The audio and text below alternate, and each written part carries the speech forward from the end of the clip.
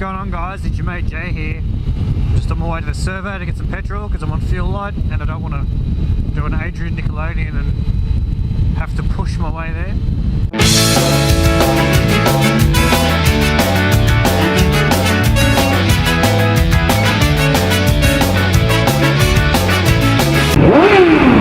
Thank you.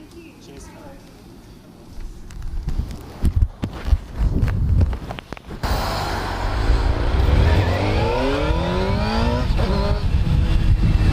Now, I've got some mad news. Well, mad for me. I'm going to Japan next month.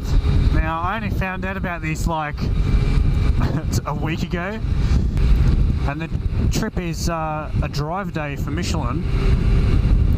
So basically I'm going to be in Japan for 3 nights. And I'm going to get to drive around Fuji Raceway, driving like a Formula 3 or a Formula 4 car, as well as go for a ride in like a McLaren and drive an AMG and all this other stuff that's going to be confirmed. Like I probably won't know till the day. Testing out the new Michelin Pilot Sport 4S. So I am absolutely pumped about that. Wow. Hurry, mate.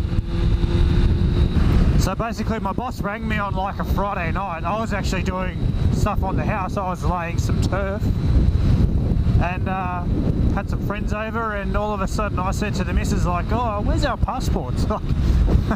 Very random question to ask while you're laying grass.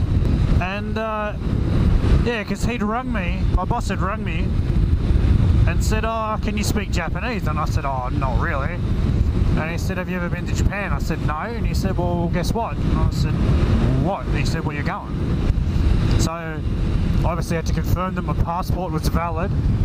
Now, as it turned out, my passport had expired a month ago. So it expired in July.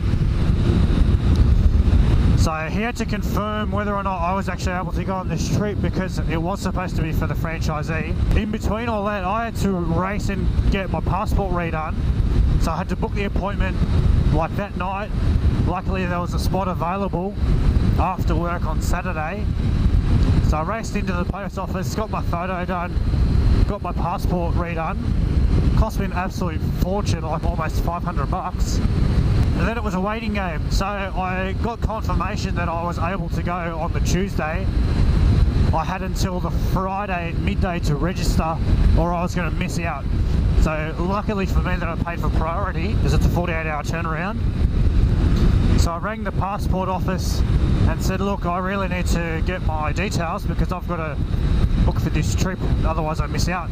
And they were gracious enough to actually give me my passport number and stuff over the phone, once I could prove I was the right owner, of course.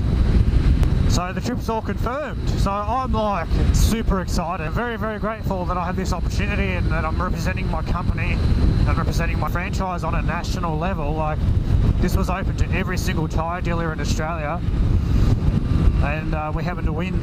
Unbelievable. So yeah, so I'm going to be in Japan for 3 nights. So if you've been there, I've never been there, so I don't know the first thing about Japan.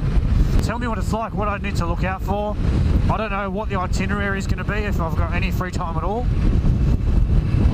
But I'm looking forward to Mount Fuji, and Fuji Raceway is like a dream come true for me. How many people are going to say that they've been able to race around Fuji Raceway? It still hasn't sunk in yet. And it probably won't until I'm actually there, or I'm at least at the airport.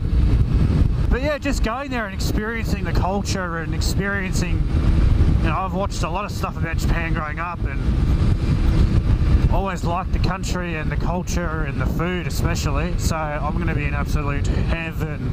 I'm going to be recording as much as I can. I'm going to take my SLR and just soak it all in, take as many photos as I can.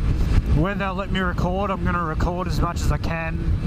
It's going to be once in a lifetime, this trip, and I'm going to savour it. Absolutely.